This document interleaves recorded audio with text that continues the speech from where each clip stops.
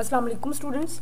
आज के लेक्चर में हम पाइनस का general structure, internal structure plus उसकी अक्रेंस के हवाले से देखेंगे कि कहाँ कहाँ पे मौजूद है।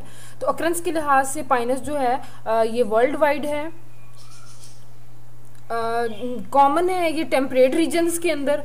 पाकिस्तान में भी इसकी बहुत सारी स्पीशीज़ मौजूद हैं, जैसे पाइनस रॉक्स बरजाई है, पाइनस वेल्चियाना है, पाइनस जिरार्डियाना है, पाइनस हेल्पेंसिस है।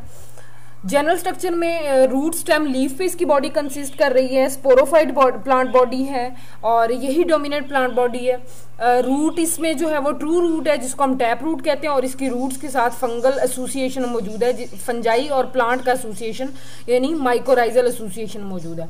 स्टेम इसका इरेक्ट है, वुडी स्टेम है, ये जैसे हमें यहाँ पे फिगर में भी नज़र आ रहा है, ये वाला इसका स्टेम जो है इरेक्ट होगा, बिल्कुल एरियल है, ज़मीन से ऊपर की जानिब है, सीधा है और वुडी है, लकड़ी वाला है क्योंकि सेकेंडरी ग्रोथ हो रही है तो इसलिए वुडी है।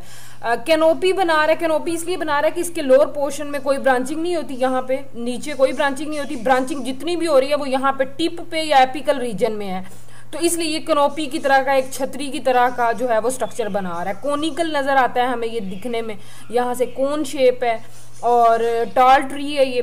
इसके ऊपर जो ब्रांचिंग है, ये ब्रांचेस का जो पैटर्न है वो डाईमॉर्फिक है। डाई मतलब दो, मॉर्फिक जो फॉर्म एंड स्ट्रक्चर के लिहाज से दो डिफरेंट टाइप की ब्रांचिंग मौजूद हैं इसके ऊपर। कुछ ब्रांचेज हैं जिनको हम कहते हैं लिमिटेड ग्रोथ की ब्रांचेज, या हम इनको कहते हैं ड्वार्फ ब्रांचेज।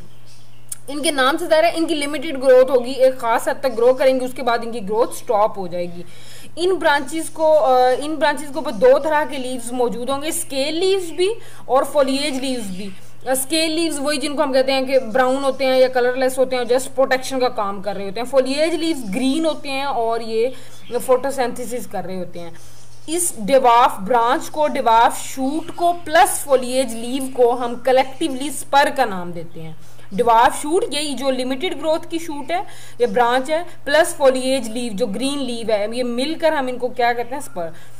उसके बाद अनलिमिटेड ग्रोथ की ब्रांचेज, इनको हम लॉन्ग ब्रांचेस भी कहते हैं। तो अब नाम से इनके भी जाहिर है कि अनलिमिटेड ग्रोथ होगी इनकी ग्रोथ जो है वो स्टॉप नहीं होगी। इनके ऊपर जो है वो जस्ट स्केल लीव्स मौजूद हैं। उसके बाद इनके लीफ हैं, तो इनमें दो तरह के लीव हैं, जैसे अभी हमने बात की स्केल लीव्स और फोलिएज लीव। स्केल वही कलरलेस ब्राउन लीव्स हैं जो कि मेन और डिवार्फ दोनों शूट्स के ऊपर मौजूद हैं, और फोलिएज लीव्स जो हैं ग्रीन लीव्स हैं, फोटोसिंथेसिस कर रहे हैं, ये डिवार्फ शूट यानी जो यही लिमिटेड ग्रोथ की शूट्स हैं उनके ऊपर ये मौजूद हैं। इंटरनल स्ट्रक्चर के लिहाज से स्टेम का अगर स्ट्रक्चर देखें तो मेन वही रीजन है एपिडर्मिस, कॉर्टेक्स और वास्कुलर टिश्यू का रीजन।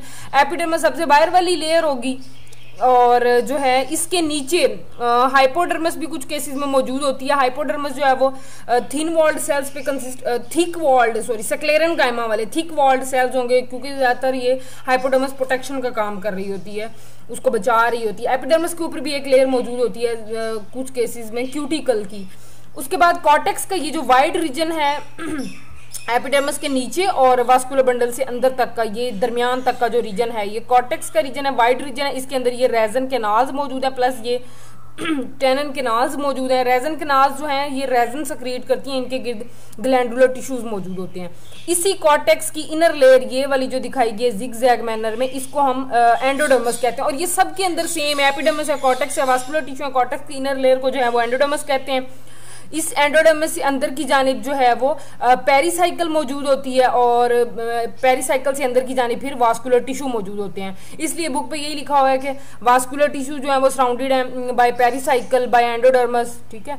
और वास्कुलर टिश्यू है, इनमें हमेशा वही तरतीब है, कंजॉइंट है, कोलेटरल है, ओपन है, सेकेंडरी ग्रोथ होगी, रिंग्स की शक्ल में मौजूद हैं और जाइलम हमेशा अंदर की जानिब है, फ्लोएम हमेशा बाहर की जानिब है। दरमियान में ये कैम्बियम का रिंग है जिसने डिवाइड होना है, सेकेंडरी जाइलम और सेकेंडरी फ्लोएम बनाना है, इसी को हम सेकेंडरी ग्रोथ कहते हैं यानी सेकेंडरी टिश्यूज का बनना।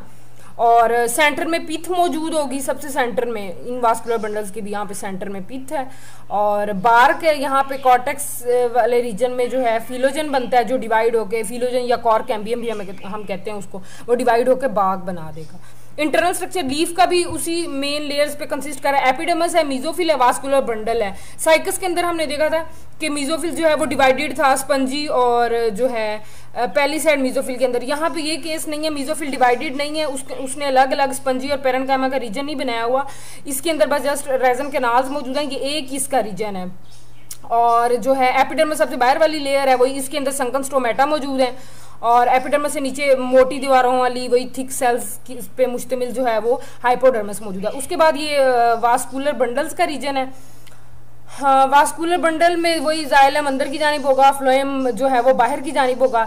जाइलम के जो करीब के सेल्स हैं उनको हम ट्रेकेडियल सेल्स कहेंगे, और जो यहाँ पे फ्लोएम के करीब वाले सेल्स जो हैं उनको हम एल्ब्यूमिनस सेल्स कहेंगे। तो ये आपने दोनों चीज़ें याद रखनी है। जाइलम के जो एडजॉइनिंग सेल्स हैं, जो सेल्स जाइलम के करीब हैं, वो ट्रेकेडियल सेल, जैसे ये अंदर की तरफ जाइलम है और बाहर की तरफ फ्लोएम है, तो फ्लोएम के करीब के सेल जो है एल्ब्यूमिनस सेल और जाइलम के करीब के सेल ट्रेकेडियल सेल कहलाएंगे। इंटरनल स्ट्रक्चर रूट की वही एपिडर्मिस, उसको हम एपिब्लिमा कहेंगे। उसके नीचे मेन रीजन कॉर्टेक्स का होगा, कॉर्टेक्स की इनर लेयर को एंडोडर्मिस कहेंगे। और इससे अंदर स्टील होगा, यानी जाइलम फ्लोएम, जाइलम अंदर की जानी, फ्लोएम बाहर की जानी। ये वाई शेप यहाँ पे बना रहे हैं जाइलम और फ्लोएम का जो बंडल है। और पेरीसाइकिल मौजूद है यहाँ पे, कॉर्टेक्स से इनर साइड एंडोडर्मिस, एंडोडर्मिस से अंदर की जानी पेरीसाइकिल, और सबसे सेंटर में पिथ मौजूद हो भी सकती है या नहीं भी होती।